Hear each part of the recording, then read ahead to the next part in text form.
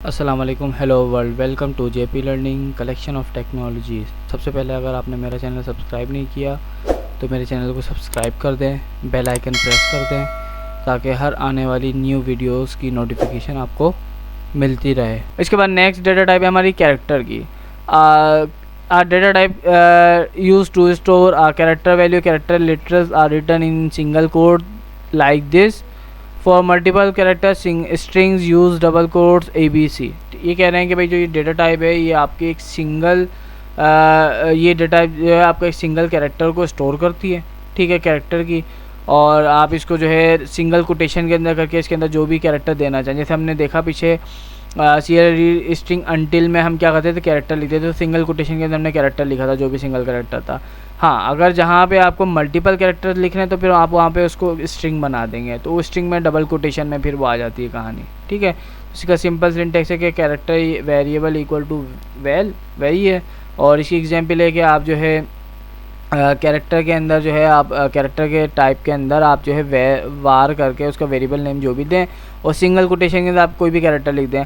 अगर आप चाहते हैं कि उस कैरेक्टर जो भी कैरेक्टर आप लिख रहे हैं, चाहे वो डैश हो, कॉमा, हर कैरेक्टर का कोई ना कोई एक ASCII कोड है, तो आपको अगर ASCII कोड पता है, अगर आप उसको ASCII कोड से यूज़ करना चाह रहे हैं तो आप क्या करें कि आप फिर उसकी ASCII कोड की डायरेक्ट वैल्यू लिख दें। जैसे यहाँ पे दिखाया हुआ है कि कैरेक्टर वेरिएबल इक्वल टू 65, तो 65 इज़ इक्वल टू A। 65 जो है वो कैपिटल A का कह लें कि ASCII कोड है।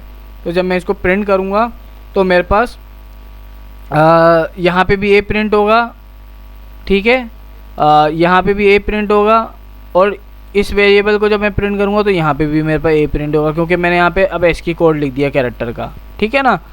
तो ये आप लोग जो है ये ख़ुद इसकी जो है कहने के एग्जाम्पल रन करके देखें तो आपको ज़्यादा अच्छा समझ आएगा। मैं आगे बढ़ता हूँ फ़िलहाल, क्योंकि हमें जल्दी जल्दी चीज़ें कवर करनी है, सही है। अच्छा, नेक्स्ट हमारा है शॉर्ट डेटा टाइप। अच्छा, आज short is a 16 bit data type on all Arduinos 80 mega and ARM based. A short stores a 64-bit मतलब 2 byte value. This yields a range of -32,768 to 32,767। तो इसकी जो कह लें कि जो रेंज है ये अब साइन एंड अनसाइन दोनों वैल्यूज़ को स्टोर कर सकता है। उसकी रेंज कहाँ से है कि -32,768 से लेके 32,000 पॉजिटिव के 32,767 तक की वैल्यूज़ को ये होल्ड कर सकता है, ठीक है ना। तो अगर आपको उर्दू में मुश्किल हो रही तो मैं इंग्लिश में रिपीट कर दूँ। 32,768 माइनस से लेके 32,767 प्लस तक की ये वैल्यू को होल्ड कर सकता है। जैसे हमारा बाइट सिर्फ पॉजिटिव वैल्यू 0 to 255 तक होल्ड कर सकता है, लेकिन इसकी रेंज देखें कितनी बड़ी है।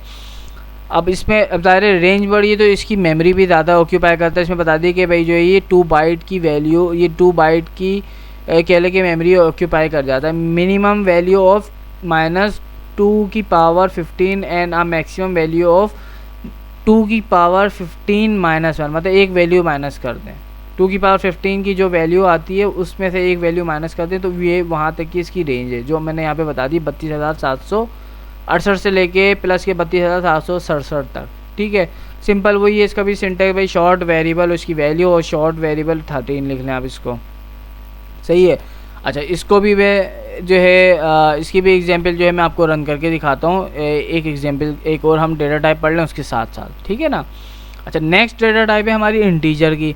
अच्छा, इंटीजर की जो डेटा टाइप है कह लें कि नॉर्मली हम सबसे पहले जब भी बात करते हैं कोई नंबर यूज़ करने की तो सबसे पहले हम बेफिक्र होके हम इंटीजर लिख देते हैं। हम सोचते ही नहीं कि भाई इंटीजर जो है हमारी कितनी मेमोरी ऑक्यूपाई कर रहा है, क्या कर रहा है, हम कुछ नहीं सोचते, हम सीधा उड़ा के जो है इंटीजर लिख देते हैं, ठीक है। तो इंटीजर भी कह लें कि एक तरीके से आपका शॉर्ट के ही तरह काम करता है कि शॉर्ट की जो रेंज है -32,768 से लेके प्लस 32,767 तक। तो इसी तरह से इंटीजर की भी ये लिमिट है कि ये इतनी बड़ी वैल्यूज़ माइनस से लेके प्लस तक के स्टोर कर लेता है अपने अंदर। और ये 2 बाइट ज़ाहिर है फिर मेमोरी भी ऑक्यूपाई करता है जब आप एक इंटीजर वेरिएबल डिफ़ाइन करते हैं।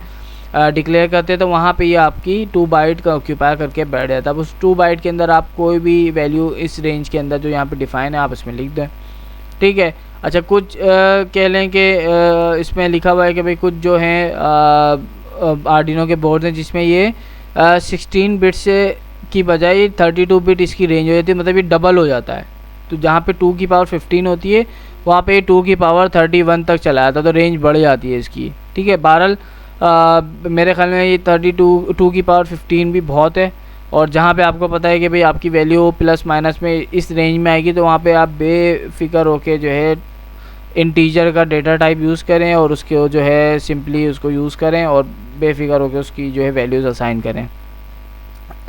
अगेन वही कि आपको पता है कि हाँ भाई मेरा जो डेटा है वो इस रेंज में ही आएगा, नंबर आएगा, ठीक है, और उसका नंबर जो है वो इस रेंज में ही होगा, तो बेफिक्र होकर आप इंटीजर यूज़ कर लें। अच्छा, इसकी ये कह लें कि एक छोटा सा एग्जाम्पल कोड है, ख्याल किया जाए तो अब क्या है कि मैंने क्या लिखा कि भाई मैंने जो है ना एक इंटीजर का डेटा टाइप यूज़ किया, उसमें लिखा काउंट अप का वेरिएबल नेम दिया और इनिशियलाइज़ किया उसको मैंने 0 से, मतलब जो पहली वैल्यू थी उसकी मैंने 0 दी और उसको मैं क्या करता जा रहा हूँ लूप के अंदर हर एक सेकंड बाद उसको मैं इंक्रीमेंट कर रहा हूँ, मतलब ये कि प्लस प्लस कर रहा हूँ। इसका मतलब है कि हर प्रीवियस वैल्यू के अंदर मैं +1 कर रहा हूँ। प्लस प्लस का मतलब होता है कि आप प्रीवियस वैल्यू के साथ 1 को प्लस कर दे रहे हैं, ठीक है ना। इसी तरह से माइनस माइनस भी होता है। माइनस माइनस का मतलब क्या है कि हर वैल्यू जो भी आपकी लास्ट वैल्यू थी उसमें से आप -1 कर रहे हैं, ठीक है। तो अभी प्लस प्लस का मतलब है कि ये हर लूप जब ये 1 सेकेंड बाद एग्जीक्यूट होगा तो ये एक वैल्यू इंक्रीमेंट करता जाएगा। तो इसकी वैल्यू 1 से शुरू हुई थी क्योंकि यहाँ से मैंने 0 डिक्लेयर किया था। जब फर्स्ट टाइम ये चला तो फर्स्ट टाइम में ये 1 वैल्यू हुई और इसने 1 को प्रिंट कर दिया मेरे सामने यहाँ पे। तो अब अगली दफ़ा चला 2 3 4 5 6 7 8 कहाँ तक जाएगा हमारा ये वेरिएबल, जहाँ पे हमारी ये रेंज है प्लस के 32,767 तक की वैल्यूज़ को ये होल्ड कर लेगा। उसके बाद ये दोबारा से स्टार्ट हो जाएगा 0 से, ठीक है ना, तो ये रीसेट हो जाएगा। तो जहाँ पे आपको पता है कि भाई आपकी 32,777 तक की रेंज में कोई वैल्यू आ रही तो आप वहाँ पे बेफिक्र होके इंटीजर यूज़ कर लें, ठीक है। इसी तरह से मैं अगर आपको शॉर्ट यूज़ करके दिखाऊं तो शॉर्ट भी सेम है कि मैं इसी को क्या करूं, इसी को मैं सिंपल शॉर्ट कर दूं और मैं यह प्रोग्राम जो है अपलोड करूं अपने आर्डिनो के अंदर और इसको मैं देख लूं। तो इसका भी सेम वही बिहेवियर है क्योंकि सेम लिमिट है दोनों की। तो आप यहाँ पे शॉर्ट भी वही काम कर रहा है, ठीक है। तो बस वही फ़र्क है कि अब शॉर्ट की एक फ़िक्स वैल्यू है यहाँ पे, ठीक है, फिक्स रेंज है चाहे वो कोई भी बोर्ड हो। लेकिन इंटीजर में क्या है कि कुछ बोर्ड्स के ऊपर ये इस 2 की पावर 15 तक सपोर्ट करते हैं, लेकिन कुछ बोर्ड्स हैं आर्डिनो के ऐसे जो कि आगे के हैं, दूसरी सीरीज़ के हैं, दूसरे कंट्रोलर बेस हैं, उनकी रेंज फिर इससे कह लें कि मल्टीपल टाइम्स हो जाती है इसकी। जहाँ पे ये 16 बिट था वहाँ पे अब ये 32 बिट पे हो जाता है। तो लेकिन शॉर्ट में ऐसा कुछ नहीं है, ठीक है। तो ये कह लें कि फ़र्क है आपका। जहाँ पे आपको लगता है कि भाई मुझे शॉर्ट यूज़ करना चाहिए वहाँ पे आप शॉर्ट यूज़ करें, जहाँ पे आपको लगता है इंटीजर यूज़ करना चाहिए वहाँ पे आप इंटीजर यूज़ करें, ठीक हो गया। तो यहाँ पे इंटीजर की कहानी आ गई। अच्छा, अब नेक्स्ट आ जाते हैं हमारे पास नेक्स्ट फ्लोट। अच्छा फ्लोट कह लें कि जहाँ पे मुझे पता है कि मेरी वैल्यूज़ पॉइंट्स में आएगी, ठीक है, और पॉइंट्स में भी जो रेंज है वो 3 पॉइंट समथिंग एक्सपोनेंट प्लस 38 से लेके माइनस के पॉइंट से एक्सपोनेंट 38 तक, यहाँ तक कि ये वैल्यू आपके वेरिएबल में होल्ड कर सकता है। मतलब ये इतना बड़ा नंबर पॉइंट्स में ये होल्ड कर सकता है। कह लें कि 32 बिट्स का जो डेटा है 4 बाइट्स का डेटा ये अपने अंदर स्टोर कर लेता है, ठीक है ना, फ्लोट का वेरिएबल। अच्छा, इसको मैं इसको भी जल्दी से एक क्विक रन दे के दिखा दूँ आपको कि किस तरह से जो है हम फ्लोट को यूज़ करते हैं या कहाँ यूज़ करते हैं, ठीक है। ये मेरी फ्लोट की एग्जांपल है। अच्छा, अब इसको फ्लोट को क्या है कि भाई आप फ्लोट को डिक्लेयर करें, इसमें इनिशियली वैल्यू असाइन करें या कोई बड़ी वैल्यू बाद में असाइन कर लें, इसमें सेव कर लें, जो भी रेंज है उस रेंज में आप इसमें जो है स्टोर कर सकते हैं। अच्छा, मैं यहाँ से दोबारा से क्लियर करूँ इसका आउटपुट ताकि मुझे देखिए पहली। अच्छा, इसमें क्या करा कि भाई मैंने सीरियल वेरिएबल डिफ़ाइन किया, फिर उसके बाद 2 इंटीजर भी यूज़ किया XYZ खाली और एक फ्लोट Z यूज़ किया, ठीक है। अच्छा, मैंने सीरियल बिगिन किया, वही अगेन मैंने बोला कि एक्स जो मैंने एम्प्टी डिक्लेयर किया था उस एक्स को मैंने बोला ये 1 के बराबर है, और मैंने वाई को बोला कि Y equal to X divide by 2। X की वैल्यू 1 है, 1 डिवाइड बाई 2 का मतलब है कि 0.5 हो गया। ठीक है, 1 डिवाइड बाई 2 का मतलब है 0.5 हो गया। लेकिन ये y जो है इंटीजर वैल्यू है तो ये पॉइंट्स में हैंडल नहीं करता, तो ये इसको 0 कंसीडर करेगा। लेकिन जब यही चीज़ जब मैंने फ्लोट डिफाइन किया z equal to X divide by 2.0, तो x मेरा है 1 और डिवाइड बाई 2.0 मतलब 2, तो मतलब ये कि 0.5। तो अब ये हमारा z की वैल्यू 0.5 हो गई। ठीक है, अब इसका आउटपुट हमारे पास आ रहा है कि x प्रिंट किया, x की वैल्यू 1 आ गई। y प्रिंट किया, y को मैंने जब डिवाइड किया, क्योंकि फ्लोट ये इंटीजर वेरिएबल है तो ये फ्लोट हैंडल नहीं करेगा, तो इसको सीधा सीधा 0 कर देगा, इसका इंटीजर पार्ट उठा के आपको दे देगा। इसी तरह से z को मैंने फिर कैलकुलेट किया, तो z में मेरे पास क्या आया कि भाई 0.5 आ गया। ठीक है, अब जहाँ पे आपको पता है कि आपका डेटा पॉइंट्स में आएगा, फ्लोट आएगा, आप वहाँ पे बेझिझक आप फ्लोट का वेरिएबल उठा दें, यूज़ कर दें इसको। ठीक है, जहाँ मुझे पता है कि भाई मेरी वैल्यू पॉइंट्स में आ सकती है, तो वहाँ पे मैं कभी भी इंटीजर यूज़ नहीं करूँगा, वहाँ पे हमेशा मैं फ्लोट यूज़ करूँगा। ठीक है, मैं एग्जांपल दूँ आपकी, कोई टेम्परेचर है, टेम्परेचर की वैल्यू लेट सपोज 23.7 डिग्री है, तो अब यहाँ पे 23.7 डिग्री को जो है मैं इंटीजर में स्टोर नहीं करूँगा, इसको मैं स्टोर करूँगा फ्लोट में। अगर मैंने इसको स्टोर किया इंटीजर में तो ये 23.7 को कन्वर्ट कर देगा 23 पॉइंट के अंदर, 23 के अंदर सिंपल। तो जो पॉइंट वाला पार्ट है, फ्रैक्शन वाला पार्ट है, वो उठा के उसको इग्नोर कर देता है इंटीजर में जब इसको करूँ। लेकिन अगर यही मुझे एग्जैक्टली पॉइंट में दिखानी है तो आप 23.7 को स्टोर करने के लिए बेस्ट वे ये है कि आप इसका फ्लोट टाइप का डेटा टाइप यूज़ करें, और फ्लोट के अंदर जो है ना आप इसको स्टोर करके इसकी यूज़ करें। ठीक है, समझ आ गया कि इंटीजर और फ्लोट में आप कहाँ कहाँ जो है ना इंटीजर कहाँ यूज़ करना है, फ्लोट कहाँ यूज़ करना है। अच्छा, इसके बाद नेक्स्ट है हमारे पास लॉन्ग। अच्छा, लॉन्ग कह लें कि हमारा लॉन्ग जो है वो इंटीजर ही है। ठीक है, बस फ़र्क क्या होता है कि लॉन्ग में हमारी रेंज बढ़ जाती है, इंटीजर में हमारे पास रेंज थी 32,768 से लेके प्लस के 32,767 था। लेकिन यहाँ पे हमारे पास लॉन्ग में इसकी रेंज जहाँ पे वो 16 बिट्स था, यहाँ पे ये उसकी डबल हो जाता है, 32 बिट्स हो जाता है, 4 बाइट्स ये ऑक्यूपाई करता है, और यहाँ पे इसकी रेंज हो जाती है कि 2 की पावर 32। ठीक है ना, 2 की पावर 32 इसकी वैल्यू बन जाती है, तो इसकी रेंज बन जाती है आपकी, अगर आप इसको काउंट करें ये बहुत एक बड़ा नंबर बन जाता है आपका, मिलियन बिलियंस के अंदर ये नंबर बन जाता है।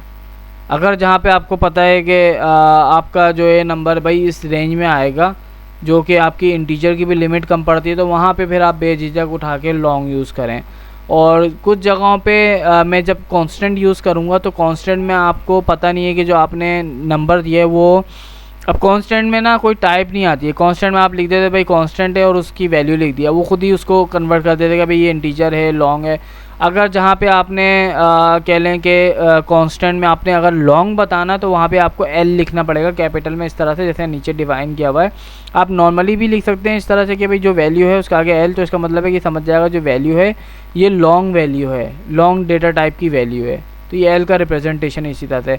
अच्छा, इसकी एग्जाम्पल सेम वही है कि भाई आप जो है जैसे आपने इंटीजर की रन की, सेम इंटीजर की जगह पे मैं लॉन्ग कर दूंगा और इस लॉन्ग को जो है मैं प्रिंट कर दूं। अच्छा, एल आप वहाँ पे रिप्रेजेंट करेंगे जहाँ पे आपका कांस्टेंट होगा स्पेशली, या अगर मैं यहाँ पे चाहता हूँ तो मैं यहाँ पे भी एल को प्रिंट मतलब लिख सकता हूँ, ये प्रेजेंट कर देगा कि अभी जो वैल्यू है मेरी ये लॉन्ग की वैल्यू है। ठीक है ना, तो ये सिंपल कह लेंगे लॉन्ग का बेनिफिट है। ये उसे डुअल टाइम कह लेंगे जहाँ पे वो 2 की पावर 15 को होल्ड करता है, यहाँ पे 2 की पावर ये 2 की पावर वहाँ पे जहाँ पे इंटीजर आपका 2 की पावर 15 को होल्ड करता है। ठीक है, और वहाँ पे ये कह लें कि आपकी 2 की पावर 16 को होल्ड कर रहा होता है, 2 की पावर 31 को होल्ड कर रहा होता है। तो मतलब ये कि ये डबल हो जाता है जब आपको कोई इंटीजर नंबर, आपको पता है कि भाई इंटीजर की लिमिट से भी ज़्यादा आ रहा, तो वहाँ पे फिर आपको बेफिक्र होकर लॉन्ग का वेरिएबल यूज़ करना है, वो लॉन्ग की डेटा टाइप यूज़ करनी है। ठीक है, देखिए ये बिल्कुल सेम वही चीज़ है, लेकिन क्या है कि अब फ़र्क क्या है कि अब जब ये इंक्रीमेंट होगा तो इसकी वैल्यू इस रेंज तक के जा सकती है, ये यहाँ तक की, ये बहुत बड़ा नंबर है। ठीक है ना, तो इसकी भी यूजिबिलिटी सेम है और वही तरीके का आ रहे हैं, वही इसके सिंटैक्स और एग्जांपल मैंने आपको दिखा दिया। अच्छा नेक्स्ट है हमारे पास डबल। अच्छा डबल क्या है, डबल कह लें कि ये भी आपका फ्लोट है, लेकिन अगेन जैसे इंटीजर का इंटीजर की रेंज अगर आप बढ़ा दें तो वो लॉन्ग बन जाता है, इसी तरह से जब आप फ्लोट वैल्यू की रेंज आपको बढ़ानी तो आप वो फिर डबल यूज़ करते हैं वहाँ पे। तो वही सेम है कि जितनी रेंज आपकी फ्लोट की है ये उसकी डबल रेंज का है। अगर फ्लोट आपका 32 बिट का तो आपका डबल जो है 64 बिट में चला जाता है। इसका भी सेम वही तरीक़ेकार है कि आपकी जो भी फ्लोट की वैल्यू है ना, अब यहाँ पे अगर मेरे पास z फ्लोट है तो मैं इसको डबल कर दूँगा, तो वही अगेन कि जहाँ पे मुझे पता है कि भाई मेरी लिमिट जो है वैल्यू वो क्रॉस कर जाएगी मेरे फ्लोट की लिमिट को, तो वहाँ पे मैं बेझिझक जो है डबल की वैल्यू को यूज़ कर लूँगा। ठीक है, इसमें कोई मुझे टेंशन वाली बात ही नहीं है। बस ये है कि मुझे श्योरिटी, हाँ भाई ये नंबर है, इसकी ये मेरे पास जो नंबर आएगा वो इतनी लिमिट में आएगा तो मैं वहाँ पे डबल, मुझे पता है अगर इस फ्लोट की रेंज में वो नंबर आना तो फिर मैं बेफिक्र हो गया वहाँ पे फ्लोट यूज़ करूँ, वहाँ पे डबल यूज़ नहीं करूँगा, क्योंकि मैं क्यों अपनी कंट्रोलर की मेमोरी को ज़ाया करूँ। ठीक है ना, अच्छा सही है। तो सेम वही है कि यह मैंने दिखा दी, देखें ये भी बिल्कुल ऐसे ही प्रिंट कर रहा है, कोई फ़र्क नहीं है। अच्छा तो बस वही है कि रेंज का फ़र्क है, बाकी यूजेज वही है, बस आपने डेटा टाइप चेंज करनी, डिपेंड करता है कि आपका यूज़ क्या है उस टाइम पे। अच्छा नेक्स्ट डेटा टाइप आ जाते हैं कि भाई अच्छा इसकी नेक्स्ट डेटा टाइप है स्ट्रिंग। अच्छा स्ट्रिंग क्या है कि आपका जो स्ट्रिंग है वो आप डिफरेंट तरीक़ों से भी उसको यूज़ कर सकते हैं। ठीक है ना, अच्छा अब स्ट्रिंग के कहने के स्ट्रिंग होता क्या है कि मैं आसान आपको अल्फाज में अगर समझाऊँ स्ट्रिंग की डेफिनेशन, तो आप स्ट्रिंग जो है आपका कलेक्शन ऑफ कैरेक्टर्स है, जहाँ पे आपको सिंगल कैरेक्टर लिखते थे, आप कैरेक्टर से आपको जब उन कैरेक्टर से आपको कोई नाम बनाना तो आपको वहाँ पे स्ट्रिंग यूज़ करना पड़ेगा। जैसे हम ABCD पढ़ते हैं तो ABCDEFGHIJ ये सारे हमारे कैरेक्टर्स हैं, हम कैरेक्टर्स पढ़ते हैं, फिर उन कैरेक्टर्स से हम स्ट्रिंग बनाना सीखते हैं कि मैं अब ABCD पढ़ लिया मैंने, अब उससे मैं अपना नाम लिखना सीख रहा हूँ, तो वो नाम जो है बेसिकली मेरा स्ट्रिंग होता है। ठीक है, बनता वो कैरेक्टर से ही है, लेकिन वही कि वो कलेक्शन ऑफ कैरेक्टर्स होता है, तो वो स्ट्रिंग बन जाता है, उसको स्ट्रिंग कहते हैं। ठीक है ना, अब इसके बहुत सारे तरीके हैं, आप जो है कैरेक्टर का एरे बना दें, और कैरेक्टर के एरे बनाने के भी बहुत सारे तरीके हैं। आप कैरेक्टर को एरे बना के लिख दें, आप डायरेक्ट जो है कैरेक्टर को जो है इंडिविजुअल कैरेक्टर लिख दें तब भी वो स्ट्रिंग है, आप उसको डबल कोटेशन में करके लिख दें उसकी रेंज के साथ, वैल्यू के साथ, उसकी लिमिट के साथ, तब भी वो स्ट्रिंग है। तो स्ट्रिंग को कह लें कि लिखने के उसके सिंटेक्स बहुत तरीके हैं आर्डिनो के अंदर। ठीक है ना, ये मेरे पास एक कह लें कि एग्जाम्पल कोड है, मैं आपको एग्जाम्पल कोड रन करके दिखाता हूँ तो ज़्यादा बेहतर आपको समझ आएगा। ठीक है, मैं पहले कोड अपलोड करूँ फिर इसको एक्सप्लेन करूँगा। जी मेरा कोड अपलोड हो गया, यहाँ पे मेरा आउटपुट आना शुरू हो गया। ठीक है, आउटपुट क्या है, मैं सबसे पहले स्टार्ट करूँ, सबसे पहले मैंने क्या करा कि मैंने 1 2 3 4 5 6 7 तरीक़ों से मैंने स्ट्रिंग को कह लें कि डिक्लेयर किया, डिफ़ाइन किया है। अच्छा पहला क्या करा कि मैंने कैरेक्टर, अच्छा यहाँ पे अब डेटा टाइप कैरेक्टर है, लेकिन मैंने क्या करा कैरेक्टर का एरे यूज़ किया है, जो कि मैंने बताया कि स्ट्रिंग आपका होता ही कलेक्शन ऑफ कैरेक्टर्स है। इसका मतलब है कि मतलब जो बहुत सारे कैरेक्टर से मिलके स्ट्रिंग बनता है। तो यहाँ पे मैंने बोला कि भाई इसकी मैंने डिक्लेयर कर दिया कि भाई जो एरे है वो 15 है, लेकिन उस एरे के अंदर कोई वैल्यू नहीं लिखी। ठीक है ना, तो जो स्ट्रिंग है मेरा कह लें कि एम्प्टी है, जब भी हमारे पास यहाँ पे जो पहली लाइन है यहाँ पे कुछ भी नहीं दिख रहा है, एम्प्टी है। अच्छा दूसरा जो स्ट्रिंग 2 प्रिंट हो रहा है, STR2 प्रिंट हो रहा है, उसके अंदर मैंने बताया कि भाई 8 की लिमिट है कैरेक्टर एरे की, और उसमें आर्डिनो मैंने करके लिख दिया, तो यहाँ पे आर्डिनो जो है मेरे पास यहाँ पे आ गया दूसरी लाइन में।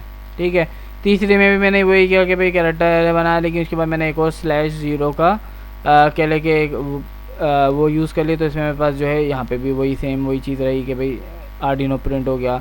इसको भी मैंने विदाउट लिमिट डबल कोटेशन में आर्डिनो लिख दिया, या ज़्यादा लिमिट करके लिख दिया लेकिन कम यूज़ किया। लिखा 8 है लेकिन यहाँ पे कैरेक्टर कितने बनने 3 4 5 6 7, लेकिन मैंने लिखा 8 है, तो मेरी एक जो कैरेक्टर है वो समझ लें ज़ाया हो गया। स्टोरेज तो ले ली लेकिन वो यूज़ ही नहीं किया मैंने, ठीक है ना। तो बेहतर है कि जहाँ पे आपको अगर कोई इस तरह का कोई कांस्टेंट है तो आप इस तरह से लिख दें, जहाँ पे लिमिट ही नहीं है वो खुद ही पकड़ लेगा कि भाई कितनी लिमिट है टोटल वेरिएबल। यहाँ पे आपको पता है अगर आपको लिमिट लिखनी है तो आपको फिर एग्जैक्ट वही लिमिट लिखें जितनी आपको यूज़ करनी है। बेकार में क्यों आप जो है ज़्यादा लिख के इसको जो है ना मेमोरी ऑक्यूपाई कर रहे हैं अपने कंट्रोलर की।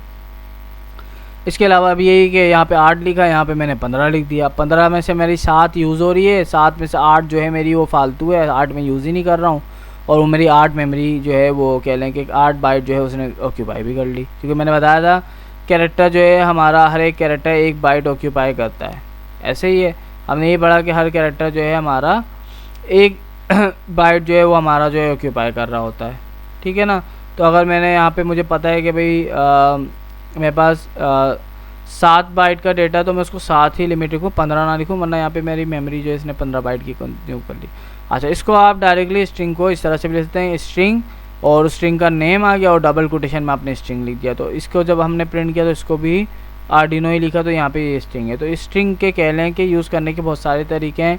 आप उसको as a collection of characters को कैरेक्टर्स यूज़ कर लें, ठीक है, इसको कांस्टेंट यूज़ कर लें, या आप उसको डायरेक्टली स्ट्रिंग भी यूज़ कर सकते हैं। तो स्ट्रिंग के यूज़ करने के बहुत सारे तरीके आर्डिनो में, तो लेकिन बस आपको पता होना चाहिए कि भाई आपको कौन सा तरीका आपको कहाँ पे यूज़ करना है, तो आप उस हिसाब से उसको यूज़ कर लें, ठीक है। मुझे अगर नाम लिखना है तो बेहतर तरीका कि भाई यहाँ पे मैं स्ट्रिंग में नाम लिख दूँ अपना, सिंपल। तो जितनी लेंथ का होगा, जितना बड़ा नाम लिखूँगा उतनी ही लेंथ ये ऑक्यूपाई करेगा, ना एक्स्ट्रा ना कम, ठीक है ना। अच्छा, अब इसके बाद हमारी नेक्स्ट डेटा टाइप है स्ट्रिंग हो गई। इसके बाद नेक्स्ट डेटा टाइप है जो हमारी लास्ट डेटा टाइप है, जिसको मैं लास्ट पढ़ा रहा हूँ, मतलब क्योंकि हमने यहाँ पे देखा कि मैंने जो डेटा टाइप आपको बताई थी वो टोटल 10 डेटा टाइप्स बताई थी, ठीक है। हम 10 डेटा टाइप हम पढ़ेंगे, ठीक है ना। बूलियन, बाइट ये सब पढ़ चुके, शॉर्ट, लॉन्ग, स्ट्रिंग भी पढ़ लिया, आखिरी बचा एरे। अच्छा, एरे क्या होता है? एरे कह लें कि एरे कलेक्शन होता है किसी भी डेटा टाइप का, ठीक है। अब आप किसी भी डेटा टाइप को यूज़ करके आप उसका जो है कलेक्शन बनाना है। अगर आपको, मुझे पता है एक स्ट्रिंग है, ठीक है, और वो स्ट्रिंग मुझे पता है डेटा जो है मेरा स्ट्रिंग टाइप का है, लेकिन मुझे पता है कि वो 5 अलग अलग टाइप के स्ट्रिंग्स आएंगे। तो बेहतर है कि मैं 5 अलग अलग स्ट्रिंग के वेरिएबल को यूज़ करूं, उससे बेहतर है कि मैं जो है ना स्ट्रिंग का एक एरे बना दूं, ठीक है। वो कैसे है मैं आपको एग्जांपल दिखाता हूँ, ठीक है। अच्छा, पहले वही तरीका है जो हमने अभी तक स्ट्रिंग में देखा। स्ट्रिंग जिस तरह से लिखते थे वो समझ लें, कह लें कि जितने भी ये एरे है वो आपका के ये समझ लें ये एरे ही तरीके से यूज़ कर रहे थे, स्ट्रिंग को एज आ एरे के तौर पे भी यूज़ कर रहे थे, ठीक है ना। तो एरे से आप स्ट्रिंग बना सकते हैं। जब आप कैरेक्टर्स का एरे बनाएंगे तो वो स्ट्रिंग में बन जाएगा, वो स्ट्रिंग बन जाता है।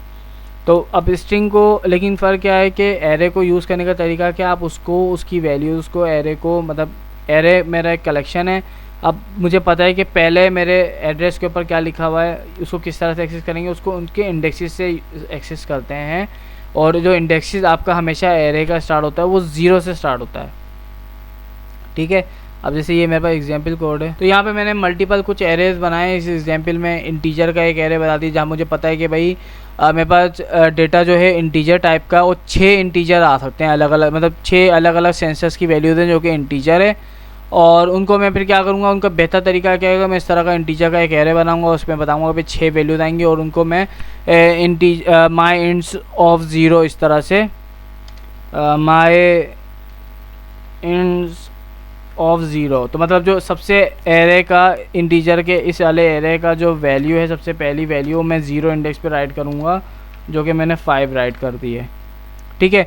इसी तरह से 0, अच्छा इसका इंडेक्स जो है, अच्छा लेंथ मैंने दी है 6, मतलब 6 वैल्यूज ये स्टोर कर सकता है इंटीजर की, लेकिन जो इसकी सबसे पहली वैल्यू स्टोर होगी वो 0 इंडेक्स के ऊपर ही, क्योंकि एरे हमेशा 0 इंडेक्स से स्टार्ट होता है, 0 1 2 3 4 एंड 5, ठीक है।